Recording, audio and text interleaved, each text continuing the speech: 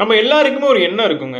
என்னுடைய வாழ்க்கை வந்து எப்பயுமே சந்தோஷமா இருக்கணும், நிம்மதியா இருக்கணும். இப்போ உள்ள காலகட்டத்தில் வந்து இந்த வைப்ஸ்ன்னு சொல்றாங்க, ஆரான்னு சொல்றாங்க. ஸோ இந்த வைப்ஸ் வந்து எப்பயுமே வந்து நல்லா இருக்கணும். நம்மளுடைய சூழல் எப்படி இருக்கோ அந்த மாதிரி தான் நம்மளுடைய வாழ்க்கை எண்ணம் எல்லாமே அமையும். சூழல் அப்படின்னு பார்த்தாலே நம்மளுடைய நண்பர்கள், நம்ம கூட இருக்கக்கூடிய ஆட்கள் தான் நிச்சயமா.